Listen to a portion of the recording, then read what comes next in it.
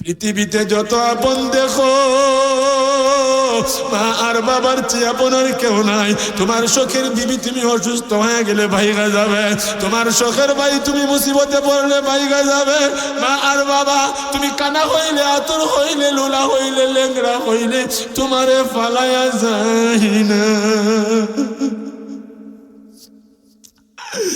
ও মায়া তোর কানালুলা হইলেও পালা যায় না। তুমি কেমনে মাটারে আঘাত দাও, খারাপিনা দাও না।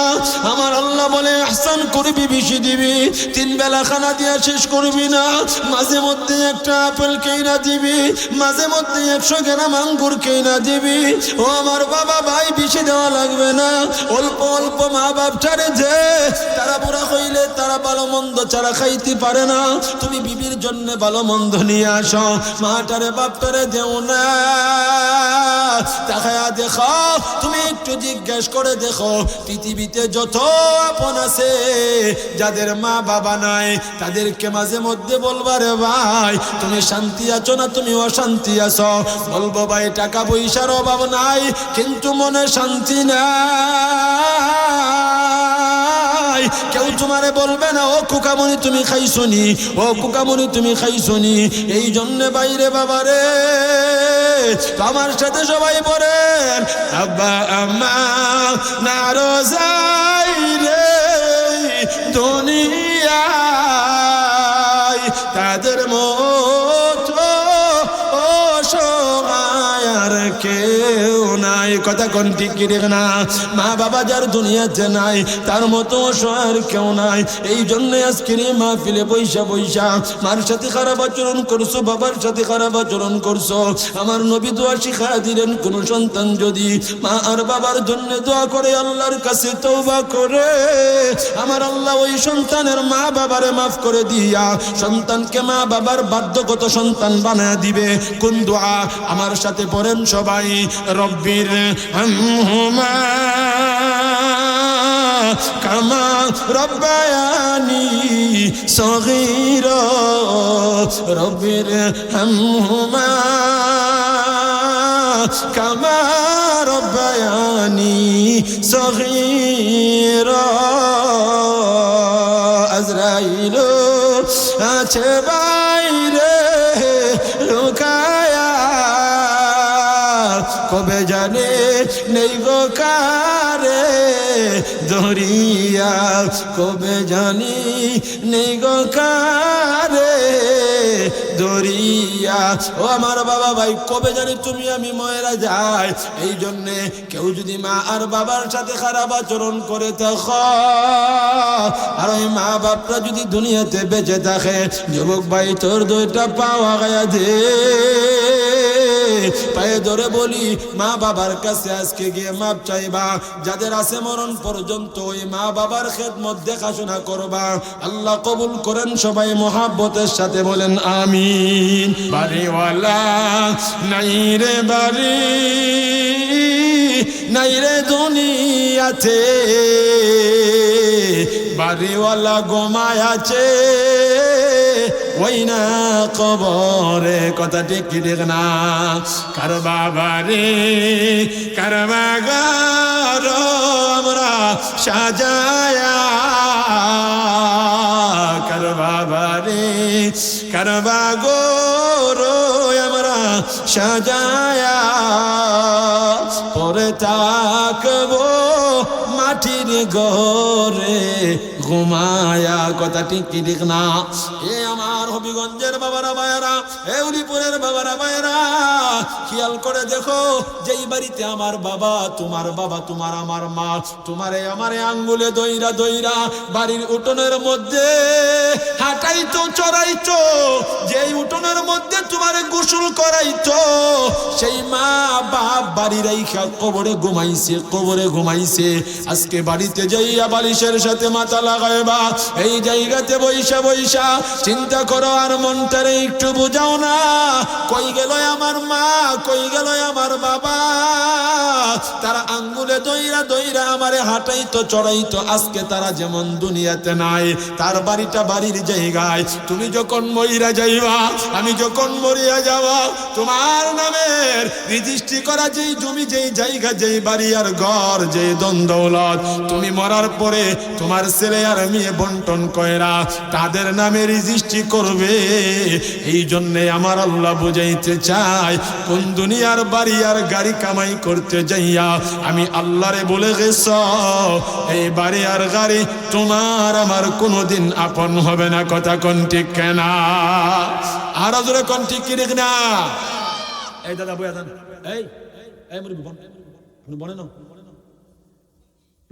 একজন লোক দিয়া ফাড়েন, সামনে এসে রাখি, সামনে একজন লোক ফাড়াই না, আপনি লোক ফাড়াই নেন কেনা? যাক আলহামদুলিল্লাহ, আপনি বসেন, বসে যান বাবা, বসে যান, কিছু কথা শুনেন, বসেন। একটা বিষয় আপনারা শুনে রাগ করবেন না, কেউ এই রাগ করবেন না, দিনের কথাবার্তা গুলা চিনা বসিনা আসা লাগে। একটা মানুষ যদি কাউরে ডিস্টার্ব করে, তো পুরা মাহফিলের ডিস্টার্ব। আপনারা এটা খাম খেয়ালি মনে করেন না, এটা জান্নাতের বাগান। আমার কথায় রাগ করেন না, গুসা করেন না। আমরা যখন আলোচনা যখন আপনারা শুনবেন, আপনাদের মনোযোগ যখন থাকবে বেশি, আল্লাহ, আমি ছোট মানুষ, এলেম কালাম নাই, এই জায়গাতে বসাইছে আল্লাহ, বক্তার মাথার মধ্যে সাকিনা নাজিল করবে, করলে এমন কথা আল্লাহ বক্তার জবান দিয়ে বাহির করে দিবে যে এই কথাগুলো আপনার আমার জীবনে উপকার হয়ে যাবে। আর কেউ যখন সামনে আগ কাটে পিছন দিয়া ঘোরাগাড়ি করে, ওই সময় আমরা এমনি তাকাই, মনোযোগ বেশি তো এমনি তাকাইলে এমনি সামনে পিছনে যা বলছে আর যা শুনছে কিচ্ছু মনে থাকে না। কথা ঠিক কি ঠিক না? নূরটা চলে যায়, নূর বুঝেন? নূর চলে যায়। একটা এক্সাম্পল দিই, আর না হলে আপনারা বুঝবেন না।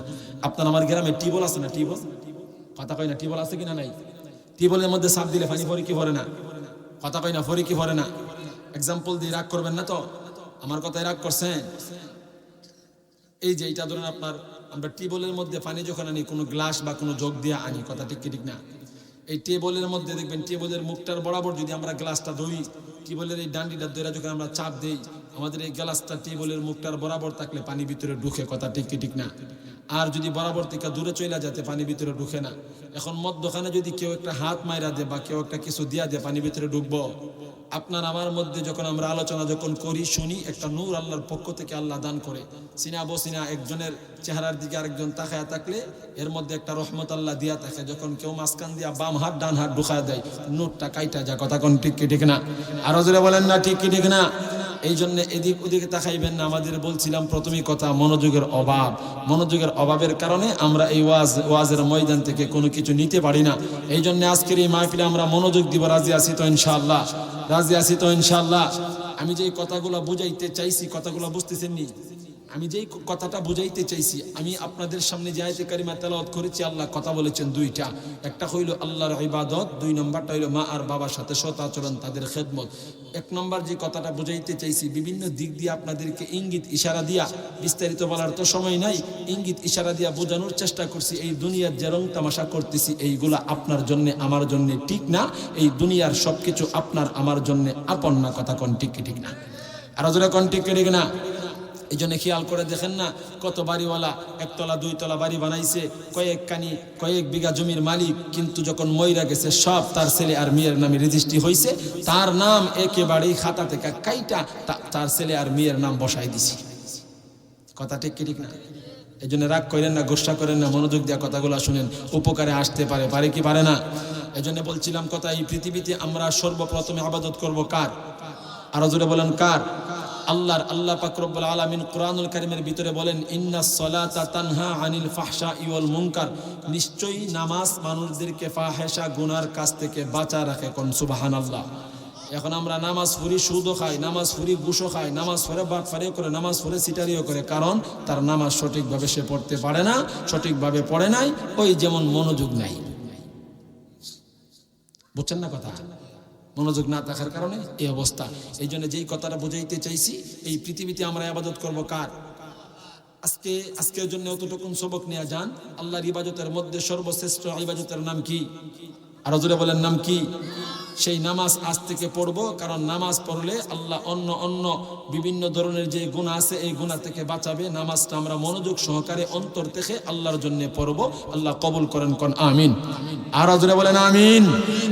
আল্লাহর ইবাদতের পরে আমি আয়াতে কারিমা তেলাওয়াত করেছিলাম। আল্লাহ পাক রব্বুল আলামিন বলেন, আপনারা আমার কথা বুঝতেছেন নি? আপনারা বুঝলে বুঝাইতে সুবিধা, বুঝতেন তো ইনশাআল্লাহ? ওয়াজের চাবি কালি লাগাইতাছি, ওয়াজ হইতে কি হইতো না? আর জোরে কোনো হইতে কি হইতো না? এক লোক গাড়ি চালাইতেছে, অটো হোক বা কোনো গাড়ি হোক, গাড়িটা স্টার্ট দিয়া যদি মনে করেন ফার্স্ট গিয়ারে না লাগায়া একবারে 4 নাম্বার গিয়ারে লাগায় গাড়ি টান দে, গাড়ির বেল বোল সিন মিন যা আছে সিরা ইঞ্জিন হট করে বন্ধ হইব, আর স্টার্ট হইতো না। লইব স্টার্ট হইতো না। আস্তে আস্তে ফার্স্ট গিয়ার ফালে এক এক করে গিয়ার ফালে যখন টান দিব, গাড়ি যে দৌড়ানিত উঠবো 5 জন 10 জন মিললে ও ট্রাক্টর সামনে থাকলে ট্রাক্টর ভেঙে লইব, গাড়ি টানতো না। কথা ঠিক কি ঠিক না? আপনার এখানে বসছি ওইটাই সিচ্চা বিচালাইলে আপনারা কেউ থাকতেন না, আমিও থাকতাম না, আমারও গলার জোর থাকতো না। আপনারাও কেউ একটা ব্যাপার হুজুর লইছে কইতে জানে দইরা মহিবুর সাহেব এই ব্যাপারটা লইছে আমরা বাই জায়গা। এই জন্য আস্তে আস্তে আপনাদেরকে বোঝানোর চেষ্টা করতেছি। কিছু আওয়াজ হইতো কি হইতো না, আরো জোরে কোনো হইতো কি হইতো না। 1 নাম্বার বলছিলাম আল্লাহর ইবাদতের কথা। 1 নাম্বার আল্লাহ ইবাদতের মধ্যে আমরা নামাজ পড়বো। কি পড়বো? আরো জোরে কন। এই মাসটার নাম কি? আরো জোরে কন। আমরা তো বাংলা অঙ্ক ইংরেজি জানি। হাট্টিমা টিম টিম তারা মাঠে পারে ডিম, তারা খারা 2টি সিং, তারা হাট্টিমা টিম টিম ডুমডুমা ডুম ডুম হাট্টিমা টিম টিম আমরা পড়ি না? এইসব নাম আমরা এলাকার মানুষ জানে। আরবি নাম জিজ্ঞেস করলে আর কই তারে না। অথচ আমাদের কোরআনের ভাষা আরবি, আমাদের এই মদিনার ভাষা আরবি, জান্নাতের ভাষা আরবি। কথা কন ঠিক কি ঠিক না? আরো জোরে কন না ঠিক কি ঠিক না? আরবি দিয়ে আমাদের সব, আরবি দিয়ে আমাদের সব। আমরা আরবি জানি না। এই রজব মাসে নবীজি একটা দোয়া করতেন, কে পারেন দেখি পড়েন তো ইনশাআল্লাহ। বাচ্চারা কইতাছে আপনারা কন না কে? কেমনে কোন পারেন না? জোরে কন। আল্লাহুম্মা বারিক লানা ফি রজব ওয়া শাবান ওয়া বাল্লিগনা রমাদান। আল্লাহর নবী এই দোয়াটা করতেন, আল্লাহ গো রজব আর শাবানের বরকত আমাদেরকে দাও, আল্লাহ রমজান পর্যন্ত আমাদেরকে হায়াত দান করো। ও ভাই, আল্লাহর ইবাদতের মধ্যে সর্বশ্রেষ্ঠ ইবাদতের নাম হইল নামাজ। আর ওই নামাজ যখন আমাদের সামনে চলে আসে, অনেক মানুষ আসে সারাদিন খেতে কামারে কাজ করে, দোকানে বইসা চা খাই বিড়ি খাই, মুরব্বি দাড়ি পাইকা গেছে, দাঁত ফইরা গেছে, এই দিক দিয়া পানি খাইলে এই দিক দিয়া ফইরা যায়। দোকানে বইসা মমতাজ বেগমের গান শুনে নামাজের সময় যাই, খবর নাই, আড্ডা দেই, বিড়ি খাই, উক্কা খাই, মানুষের গিবত গায়। কথা ঠিক কি ঠিক না? আছে কিনা নাই? আরো জোরে কর। রমজান মাস আসলে রমজান মাস সামনে, রমজান মাসের রোজা আপনার জন্য আমার জন্য ফরজ। রমজান মাস আসলে গ্যাস্ট্রিক বাইরা যা, কোমরের ধরা বাইরা যা, মাথা ঘুরায়, শরীর শুকনি হয়ে যা, সিয়ার সারা নামাজ পড়তে পারে না। অথচ আড্ডায় সার দোকানে বসলে 10 ঘন্টা গেলেও খবর তোমার আমার থাকে না। কথা ঠিক কি ঠিক না? এই জন্য রমজান আইলে যেন গ্যাস্ট্রিক না বাইরা যা, কোমরের ধরা যেন না বাইরা যা। কারণ এই পৃথিবীর ভিতরে আল্লাহর ইবাদতের কথা আমার আল্লাহ বলেছেন। আর এই রমজানের রোজা আপনার জন্য আমার জন্য ফরজ করেছেন। আজ থেকে নিয়ত করলাম 5 ওয়াক্তের নামাজ পড়বো। সামনে রমজান মাস, এই রমজানের 30টা রোজা রাখবো। কারণ এই রমজানের রোজা আপনার আমার এই শরীরের যাকাত হিসাবে আল্লাহর কাছে দেওয়া হয়ে যাবে। সুবহানাল্লাহ। এই জন্য বলেছিলাম কথা, আল্লাহর ইবাদত 1 নাম্বার। 2 নাম্বার কথাটা মনোযোগ দিয়া শুনেন। আল্লাহ কোরআনুল কারীমের ভিতরে বলেন, ওয়াবিল ওয়ালিদাইনি ইহসানা। খুব খেয়াল দিয়া শুনেন। এ বাবারা, জীবনে বহুত আর শুনছেন, সামনে আরো শুনবেন। আজকে এই জায়গাতে বৈশা দিলটারে পরিবর্তন করবেন, ব্রেনটারে ওয়াশ করবেন। এখন কিছু অসিত কথা বলবো। অসিত কথা বুঝেননি? আরো জোরে কোন। কিছু উচিত কথা বইলা যাব। জীবনে দাওয়াত দিলে দেন, না দিলে নাই, রিজিকের মালিক আমার আল্লাহ। উচিত কথাগুলা বলার দায়িত্ব আমাদের, খেয়াল দিয়া শুনবেন। তার আগে বইলা যায়, এই উচিত কথাগুলা যদি কারো গাড়ে, কারো মাথায়, কারো শরীরে পইরা যা, জুতা হাতে লইয়া রুমালটা মুখে দইরা বাজ যায় না। মন থাকব বাজবেন গা? কে কে যাইতেন না? হাতটা উঠায় না, লারা দিন শীতে দিলেছে। নারে তাকবীর, নারে তাকবীর। আল্লাহ কবুল করেন, কোন আমিন। একবার ওয়াজ করতেছি, যখন মা আর বাপের হক যখন আলোচনা করতেছি, মহিবুর ভাই এক কাপ চা খাওয়াই চিনি ছাড়া। এ মুরব্বী বলে, আপনি কই যান? এ দাদা যান কই? আচ্ছা, যাই না বলতেছিলাম কথা ওয়াজ যখন করতেছি না আগে দিদি তাহলে বাইলে এসে গিয়া বলে আমার ঘরে ফিরে যাবো যাই না আবার নিজে গিয়া। এরপরে দেখবেন আলোচনা যখন করতেছি আমাদের দেশে মানুষ যখন দোষ করে, একজন লোক যখন দোষ করে আর এই তার দোষগুলা যখন অন্য কোনো মানুষ বলে বোঝানোর জন্য হোক বা কোনোভাবে হোক, আমাদের এলাকার দেশের মানুষেরা এমনি চায় কি চায় না? ওয়াজ করতেছি এক লোক কোনায় বসা, এই পাশ থেকে ওই লোকে অন্যায় করছে, সারা দেশের মানুষ না জানলেও কোনো মানুষ কোনো একটা অন্যায় করলে গ্রামের আশেপাশের কিছু মানুষ হইলেও জানে। কথা ঠিক কি ঠিক না? আর যদি তার দোষটা কেউ বইলা দেয় তাহলে আমাদের এলাকার মানুষের চোখে ঘুম নাই। ইমুকের ফুট করছে রে, ইমুকের ফুট করছে, রাস্তাঘাটে দোকান ফাটে বাজারে বন্দরে যেই জায়গার মধ্যে যাই তার দোষটা কয়। যখন আলোচনা করতেছি অসিত কথা যখন বলতেছি, একজন লোকের গাড়ি গিয়া পড়ছে, সে ভুল করছে, আর ওই পাশ থেকে প্যান্ডেলের ভিতরে যত মানুষ আছেন সবাই তার দিকে এমনি কেন্যা চায়। এমন ভাবে চাইলে লোক থাকবো না বাঁকবো, কথা কয় না থাকবো না বাঁকবো। এই জন্য কেউ কারো দিকে তাকাবেন না, কিছু উচিত কথা বলবো, মনোযোগ দিয়ে শুনেন। আল্লাহ 2 নম্বরে বলেন ওয়াবিল ওয়ালিদাইনি ইহসানা, ইহসান করো তোমার মা আর বাবার সাথে। ইহসান শব্দের অর্থ হইল, মুফাসসিরিনে কেরামগণ বলেন বেশি দেওয়া, বেশি দেওয়া। সবাই বলেন কি দেওয়া? আরো জোরে বলেন। ইহসান শব্দের অর্থ হইল বেশি দেওয়া, ও আমার বাবা ও আমার ভাই। আরেকটা হইল ইনসাফ, ইনসাফ হইল সমানে সমান দিলে ইনসাফ। আরেকটা হইল জুলুম, সমান থেকে কম দিলে জুলুম। ও ভাই আমার আল্লাহ মা আর বাবার সাথে ইহসান করার কথা বলেছেন, তার মানে হইল তাদেরকে বেশি বেশি দেওয়ার কথা ঘোষণা করেছে কে? আরো জোরে বলেন কে?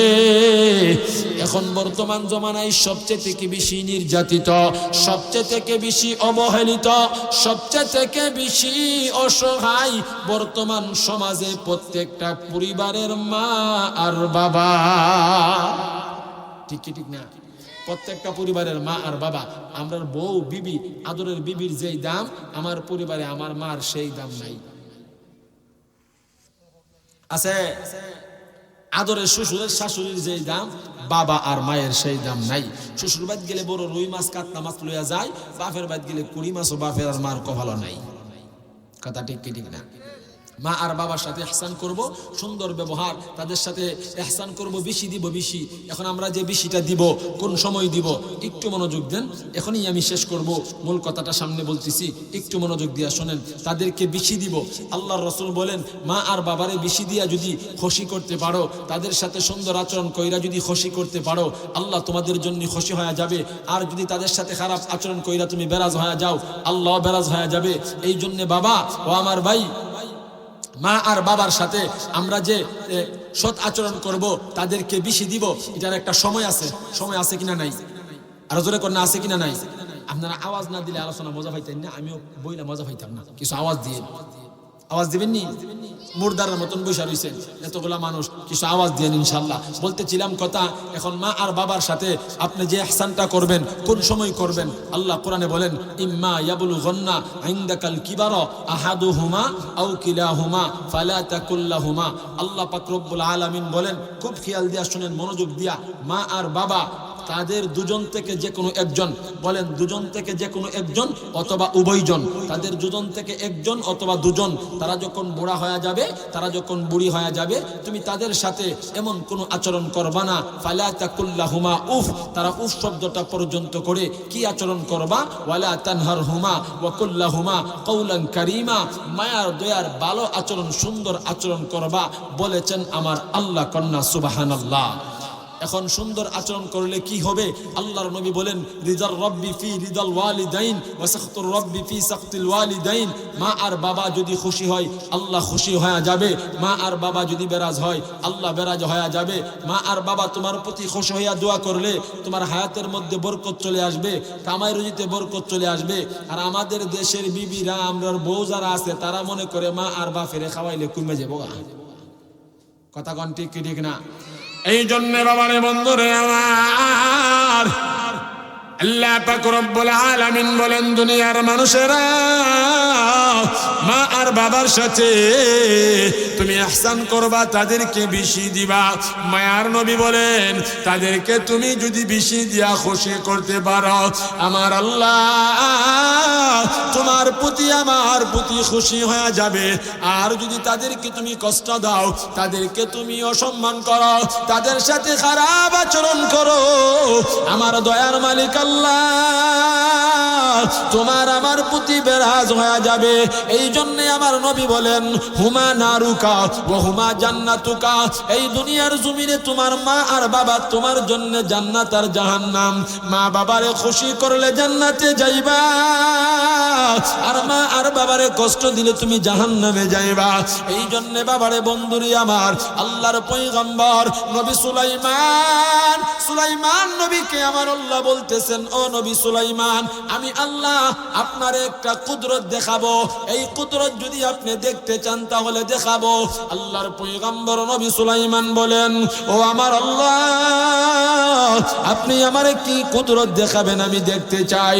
এমনি করি আমার আল্লাহ সুলাইমান নবীকে বললেন, নবী সুলাইমান গো, ওই নদীর কিনারায় আপনি যান, গিয়ে দেখেন আমি আল্লাহর কুদরত। নবী সুলাইমান নদীর কিনারায় গেল, গিয়ে দেখে নদীর মধ্যে শুধু পানি আর পানি, আল্লাহর কোনো কুদরত দেখা যায় না।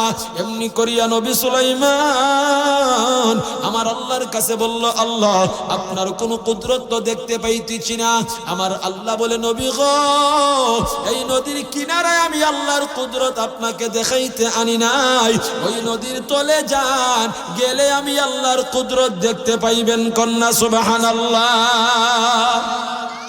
মনোযোগ দিয়া কথাটা শুনেন, শুনলে বুঝতে পারবেন মা আর বাপ খুশি হইলে আমার আল্লাহ খুশি হয়ে যা। ও আমার বাবা, ও আমার ভাই, সুলাইমান নবী এমন একজন নবী ছিলেন, আল্লাহ ওনারে এমন একটা সিংহাসন দান করেছিলেন। ডান দিকে 13.5 মাইল, বাম দিকে 13.5, সামনে 13.5, পিছনে 13.5, স্কোয়ারে মিল্লা 27 মাইল ছিল। একবার সুবহানাল্লাহ কোন মানুষ যদি বলে আমার আল্লাহ সুলাইমান নবীর সিংহাসনটাকে সোনা আর রূপা দিয়া বানিয়েছিল, এত পরিমাণ সোনা রূপা দিয়া যদি আল্লাহর রাস্তায় দান করো, এই যে সওয়াব হবে। একবার সুবহানাল্লাহ দিল থেকে আল্লাহর সন্তুষ্টির জন্য কোন মানুষ যদি বলে, আল্লাহ ওই মানুষটার আমলনামায় এই সম পরিমাণ সওয়াব দান করে দিবে। আরো জোরে কোন। এমনি করিয়া নবী সুলাইমান বললেন, আল্লাহ কোনো কুদরত দেখে না। এ মা বোনেরা মন দিয়া শোনো, বাবারা ভাইয়েরা মন দিয়া শোনো, দরদ মাকা কণ্ঠ লইয়া কলিজা থেকে কথাগুলা বইলা যায়। মা আর বাপ তোমার আমার জন্য কত বড় নিয়ামত, একটু খেয়াল দিয়া শুনেন। নবী সুলাইমান যখন বললেন আল্লাহ কোনো কুদরত দেখি না, আল্লাহ বললেন নদীর তলে যান। সুলাইমান নবী ওই সময়ের বাদশা ছিলেন, ওনার সাথে একটা খাদেম ছিলেন। ওই খাদেমটারে বললেন তুমি যাও নদীর তলে। সুলাইমান নবীর খাদেম নদীর তল দেশে গিয়ে দেখে, এ ভাই 4 দেওয়ালের একটা ঘর, এই ঘরটার মধ্যে 4টা দরজা। আল্লাহর কুদরতের নিদর্শন হইল ওই দরজাগুলা খোলা, দরজাগুলার ভিতর দিয়া এই ঘরটার ভিতরে একটা ফোঁটা পানিও ঢুকে না। এমনি করিয়া খাদেমটা এই বিষয়টা দেখা হাউমাউ কইরা এই নদীর তলদেশ থেকে ওইটা উপরে চলে আসলো। আইসা বলল, ও নবী সুলাইমান, আল্লাহর এমন কুদরত দেখলাম, আপনি নিজের চোখে না দেখলে বুঝতে পারবেন না। এমনি করিয়া নবী সুলাইমান নিজেই চলে গেলেন নদীর তলদেশে। লম্বা কথা সংক্ষিপ্ত করে মূল কথাটা বলে দেয়, খেয়াল দিয়া শুনেন, মন দিয়া শুনেন, উপকারে চলে আসবে। নবী সুলাইমান নিজেই চলে গেলেন নদীর তলদেশে। উনি নদীর তল দেশে গিয়া দেখে রে ভাই 4 দেওয়ালের ঘর, ঘরটার মধ্যে 4টা দরজা, প্রত্যেকটা দরজা খোলা। এই দরজাগুলা খোলা দেখার পর নবী সুলাইমান এই ঘরটার ভিতরে ঢুকে গেলেন। উনি ঘরটার ভিতরে ঢুকে দেখে কোনো কিছু দেখা যায় না, ঘরটার ভিতরে একটা ফোঁটা পানিও ঢুকলো না। একটা সুদর্শন যুবক ওই ঘরটার ভিতরে বসে বসে আমার আল্লাহ নামের জিকির করে, আল্লাহ আল্লাহ আল্লাহ আল্লাহ আল্লাহ আল্লাহ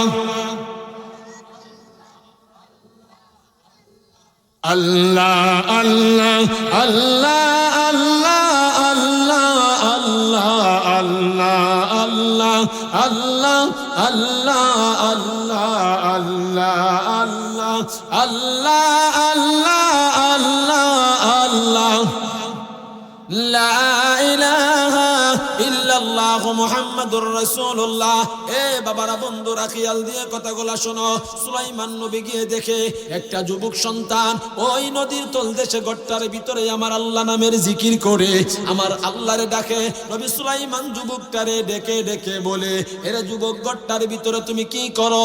ওই যুবকটা ডেকে ডেকে বলে, ও নবী সুলাইমান, এই গর্তার ভিতরে আমি আল্লাহ নামের জিকির করি। এমনি করিয়া সুলাইমান নবী বললেন, ও ভাই যুবক রে, এই পানির তলে ঘরের ভিতরে তুমি আল্লাহ নামের জিকির করো, কেমনে আসলা? যুবকটা ডেকে ডেকে বলে, ও নবী সুলাইমান, আমি এই ঘরটার ভিতরে আসছি শুধুমাত্র আমার মা আর বাবার দোয়ার বরকতে। চিল্লা কর আল্লাহু আকবার। আরো জোরে বলেন আল্লাহু আকবার। এমনি করিয়া সুলাইমান নবী বললেন, ও ভাই যুবক, তোমার মা তোমার বাবা তোমার জন্য কি দোয়া করেছে?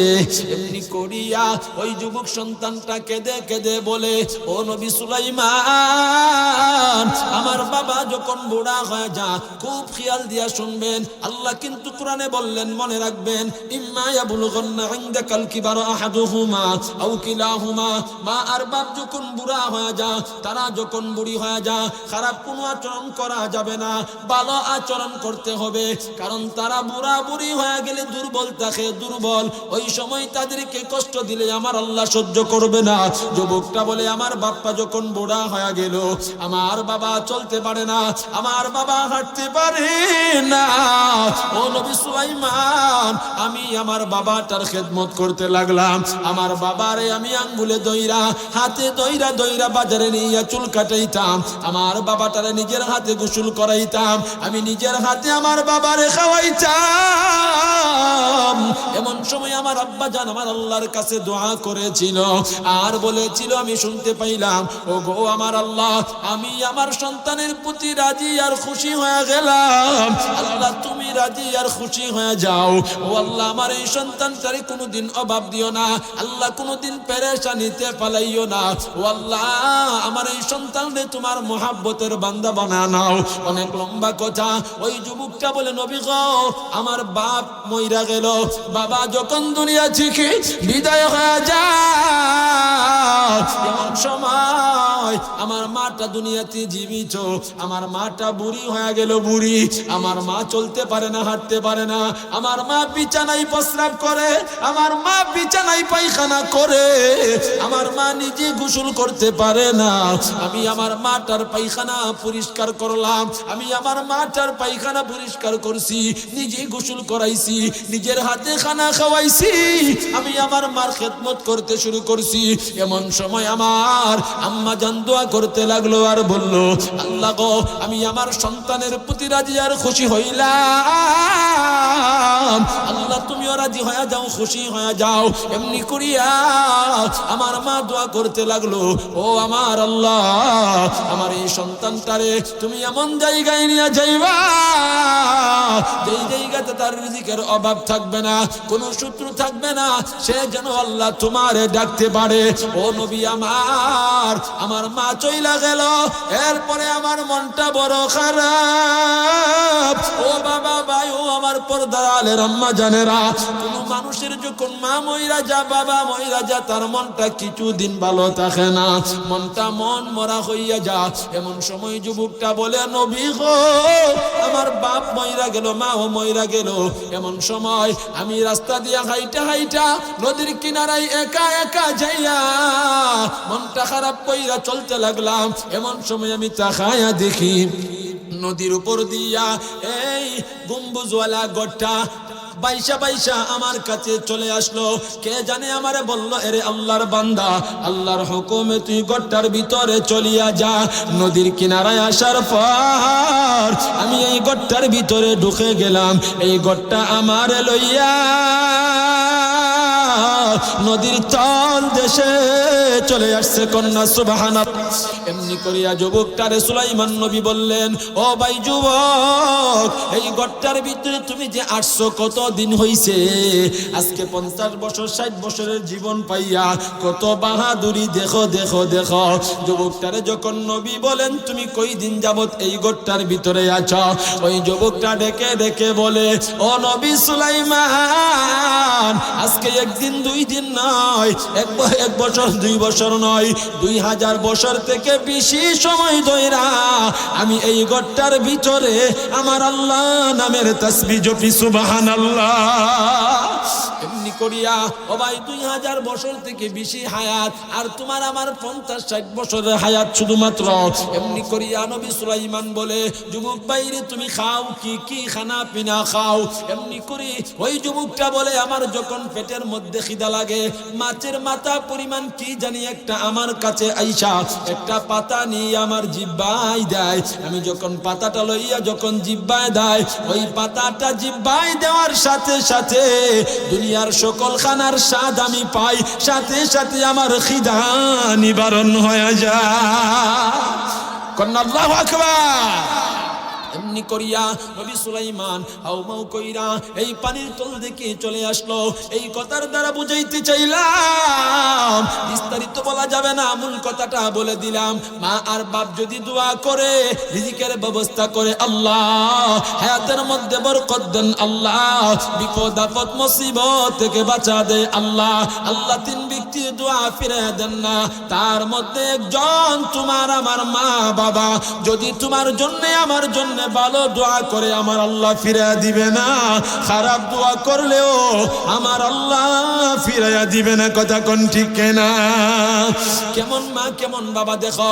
যদি আবার তুমি কষ্ট দিয়া থাকো, আল্লাহর পয়গম্বর আমাদের নবী মুহাম্মদুর রাসূলুল্লাহ, সবাই পড়েন সাল্লাল্লাহু আলাইহি ওয়াসাল্লাম। কেউ যদি মা আর বাপটারে কষ্ট দেয়, আমার আল্লাহ কষ্ট পাওয়া যাবে। শুনে নিয়ে যান কথাটা, শেষ কথাটা বইলা দিলাম, খেয়াল দিয়ে শুনেন।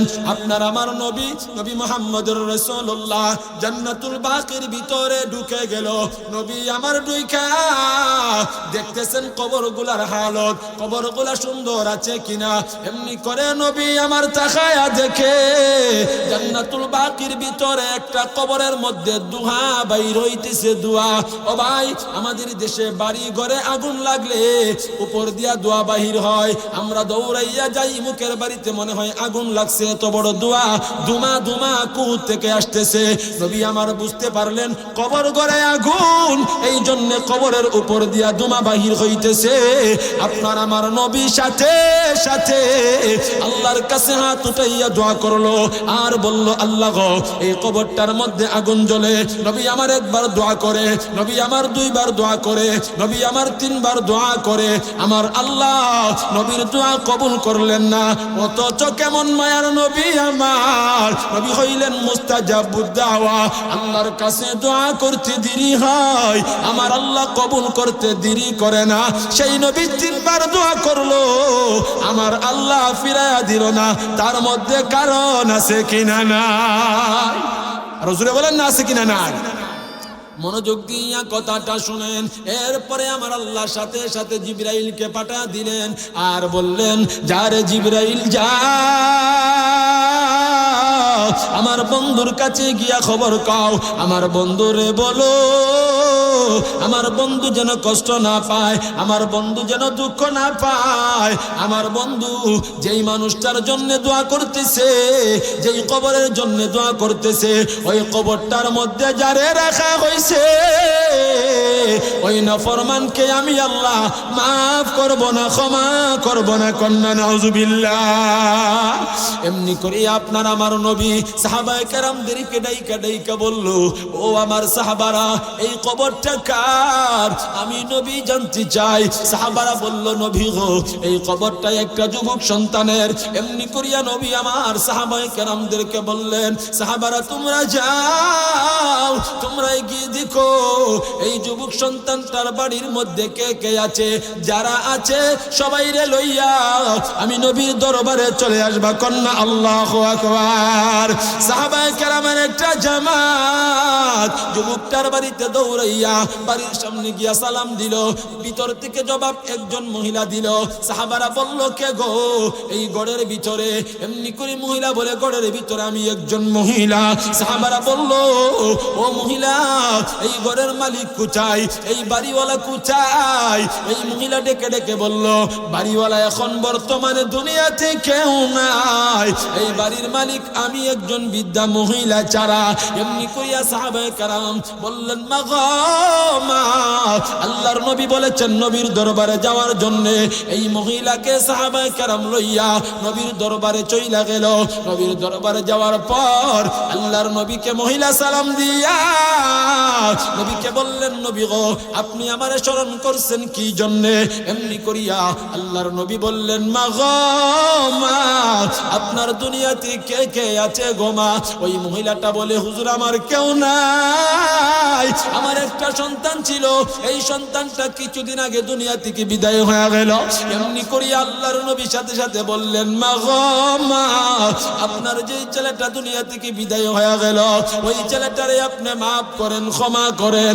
মহিলার সাথে সাথে চোখের পানি ছিঁড়ে দিও, কান্দিয়ার বলে, না গো নবী না, আমার কাছে আপনি যা চাবেন আমি তা দিয়া দিব। আমার এই সন্তানটারে আমি মাফ করতে পারবো না, আমি তারে ক্ষমা করতে পারবো না। আল্লাহর নবী বললেন, মা গো আপনার সন্তানটার কবরের মধ্যে জাহান্নামের আগুন জ্বলে, আপনি যদি মাফ না করেন, ক্ষমা না করেন, আমার আল্লাহ আপনার সন্তানটারে মাফ করবে না, ক্ষমা করবে না। ওই মহিলা বলে, না না না, আমি তারে মাফ করবো না, আগুন জ্বলতে দেন, আগুন জ্বলক। দেখবেন দুনিয়াতে কিছু সন্তান মা আর বাবার সাথে এমন কিছু খারাপ আচরণ করে, ওই মা আর বাবা সন্তানের কথাটা পর্যন্ত শুনতে পারে না। তাদের কথা শুনলে তাদের রাগ হইয়া যা, গুসা হইয়া যা। রাগ গুসা করার পরেও চোখের পানি ফালাইয়া ফালাইয়া কান্না করতে থাকে। কথা বলেন ঠিক না? আরো জোরে কন্যা ঠিক কি ঠিক না? এমনি করিয়া আল্লাহর নবী বললেন, মা গো আপনি কেন গো আপনার সন্তানটারে মাফ করবেন না, আপনার সন্তানটারে ক্ষমা করবেন না? মা গো আপনি আমারে বলেন, আমি জানতে চাই, আপনি যদি আমাকে না বলেন আমি কেমনে বুঝবো আপনার সন্তানটারে আপনি কেন মাফ করবেন না, আপনার সন্তানটারে আপনি কেন ক্ষমা করবেন না? ও আমার বাবা, ও আমার ভাই, দিলের কানটা লাগায়া শোনো। এমনি করে ওই মহিলা চোখের পানি সাইরা কান্দে আর বলে, ওগো নবী আমার, আপনি বলছেন শোনার জন্য, আপনাকে আমি না বলে কেমনে পারি? আপনাকে তো বলাই লাগে। ভাই খেয়াল দিয়া শোনো, একটু মনোযোগ দিয়া শোনো, আপনাদের মনোযোগ কমে গেছে, মহাব্বতে পড়েন লা ইলাহা। এই রাস্তা ছাড়া রাস্তা নেই, এই রাস্তা ছাড়া রাস্তা নেই, এন্ডা ছাড়া রাস্তা আছে না।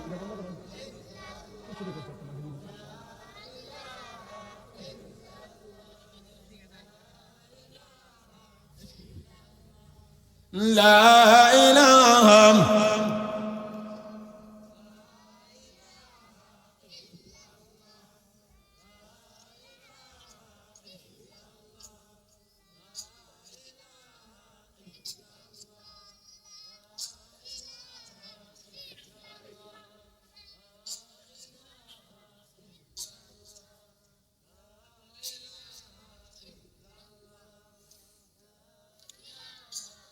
লা ইলাহা লা ইলাহা ইল্লাল্লাহু মুহাম্মাদুর রাসূলুল্লাহ। সবাই মুহাব্বতের সাথে বলেন সাল্লাল্লাহু আলাইহি ওয়াসাল্লাম। সবাই জোরে একটা আমার আল্লাহরে ডাক দেন, বলেন না আল্লাহ। আরো জোরে হয় না, চিল্লা একটা ডাক মারেন, বলেন না আল্লাহ। আর সুরে একটা ডাক মারো, বলো না আল্লাহ। এই মনোযোগ আকর্ষণ করার জন্য, দিলটা নরম হওয়ার জন্য মুহাব্বতে আমার আল্লাহরে ডাকো, বলো আল্লাহ। আর মায়ার সুরে ডাকো আল্লাহ। এরে আমার বাবা, এরে আমার ভাই, কে গেল কে আসলো দিকে তাকাবেন না, একটু খেয়াল করে শুনেন। যার মা নাই, যার বাবা নাই, তার মতো সই কেউ নাই।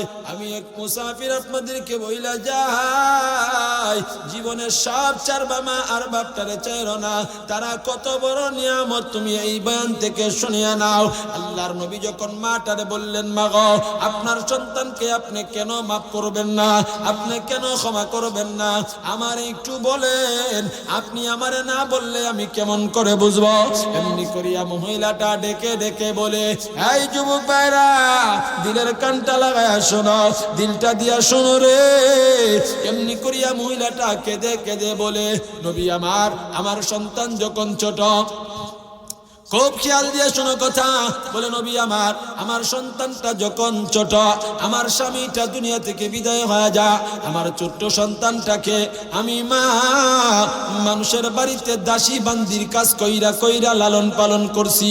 ও নবী এমন সময় আমার স্বামী যখন মইরা গেল, আমার মা আমার বাবা আমার ভাইবারা তার বিচার করবা, এই জালিম সন্তান আমারে আঘাত করলো। এই সময় আমি আমার আল্লাহর কাছে বিচার দিলাম আর বললাম, আল্লাহ তুমি তার বিচার করবা। ও নবী মনে হয় আমার আল্লাহ আমার দোয়া কবুল করে আজকে তার কবরে জাহান্নামের আগুন জ্বালায়া দিছে। ও আমার বাবা, ও আমার ভাই, এমনি করিয়া নবী বুঝতে পারলেন মাটারে বড় কষ্ট দিয়ে ফেলেছে, ওই মাটা তারে মাফ করবে না। সন্তান তারে বড় কষ্ট কইরা মানুষ করছি, আমি তারে ডান দিকে শুয়াইতাম, যখন ডান দিকে প্রস্রাব করতো আমি তারে বাম দিকে শুয়াইতাম, সে যখন বাম দিকে প্রস্রাব করতো আমার এই সন্তানকে কলিজায় রাখতাম, কলিজায় বুকে রাখতাম, মাথায় রাখি নাই উকুনে খাবে, মাটিতে রাখি নাই পিঁপড়াই খাবে। ও আমার বাবা, ও আমার ভাই, ওই মহিলাটা বলে, নবী গো এই সন্তানটারে এত কষ্ট কইরা, এত আদর কইরা, এত যত্ন কইরা বড় করলাম, মানুষ করলাম, আজকে সামান্য আমার সাথে বেয়াদবি করার কারণে, আমার মনে কষ্ট আসার কারণে আমার সন্তান জাহান্নামে জ্বলবে, আমি মা কেমনে সহ্য করব? আমি মা আমার এই সন্তানের আগুনের কষ্ট সহ্য করতে পারবো না, আমার সন্তান সইতে পারবে না। আপনি আল্লাহর কাছে দোয়া করেন আর বলেন, আমি আমার সন্তানটারে মাফ করে দিছি, আমি আমার সন্তানটারে ক্ষমা করে দিছি। এরে আমার বাবা, এরে আমার ভাই, দুনিয়াতে যত আপনজন দেখো, মা আর বাবার চেয়ে পৃথিবীতে আপন আর কেউ না। যেই মাটা যেই ব্যবসা নিজে না খাইয়া তোমারে খাওয়াইছে, আমারে খাওয়াইছে, নিজের জীবনের চিন্তা করে নাই। আজকে তুমি বড় হইয়া বিবির জন্য ভালো ভালো খাবার, তোমার বাপটা যখন বুড়া হয়ে যা, তোমার বাবাটা উঠলে বসতে পারে না, বসলে উঠতে পারে না, বাপ মা যখন বুড়া বুড়ি হয়ে যা, তারা ইচ্ছাই করলে কারো বাড়িতে কাজ করতে পারে না। এমন সময় সন্তান তোমার উপরে দায়িত্ব চলে আসে, তুমি যখন তাদের দেখাশোনা করো না, তুমি যখন তাদেরকে কষ্ট দাও, তাদেরকে খাবার দাবার দাও না, তুমি যখন তাদের খেয়াল রাখো না, তাদের মনে কষ্ট হয়। আর এই কষ্টটা আমার আল্লাহ সহ্য করতে পারে না, আমার আল্লাহ সহ্য করবে না রে ভাই। একটু খেয়াল করে দেখা, তোমার আমার মা যখন খানায় বসতো, তুমি পায়খানা কইরা দিতা, খানা ফালাইয়া মা তোমার আগে পরিষ্কার করতো। আর এখন বর্তমান জমানায় কত সন্তানের মা, কত সন্তানের বাবা অসুস্থ হইয়া বিছানায় বেটের মধ্যে শুইয়া থাকে, দেখার মতো কেউ নাই। তোমার মুখে রুচি না থাকলে, আমার মুখে রুচি না থাকলে বাবা দৌড়াইয়া ভিটামিন নিয়ে আসতো, কিন্তু আজকে বাবা অসুস্থ, 10টা টাকার ওষুধ পর্যন্ত কিনা দিতে পারো না রে নাফরমান। বিবি লইয়া আরামের বিছানায় ঘুমাও, এমন সন্তান আছে এই শীতের রজনীতে মাটা ভাঙ্গা করে ঘুমায়, ভালো কোনো বিছানা নাই, ভালো কোনো পোশাক নাই, কেমনে পারো রে মা আর বাপটারে কষ্ট দিতে, কেমনে পারো? ভাই আমি এক সময় অসুস্থ ছিলাম ভাই, আমি আমারও অপারেশন করা হয়েছে, আমি ঢাকা শহরে গেলাম, আমার সমস্যা চেক আপ করার জন্য ডাক্তার বলল অপারেশন করা লাগবে। আল্লাহর কসম, যদি মিথ্যা বলি হাসরের মাঠে সবার সামনে যেন আমার আল্লাহ জিহ্বাটা কাইটা দেয়।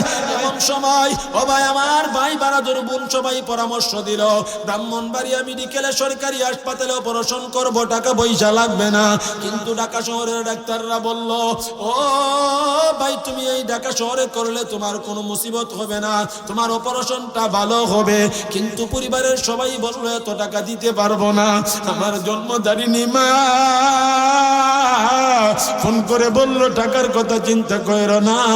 আমি আমার এক বন্ধুকে নিয়ে গিয়েছিলাম, এমনি করি আমার আর বাবা বলল টাকার কথা তুমি চিন্তা করো না, তুমি এই জায়গায় চেক আপ করছো, অপারেশন না কইরা বাড়িতে আসবা না।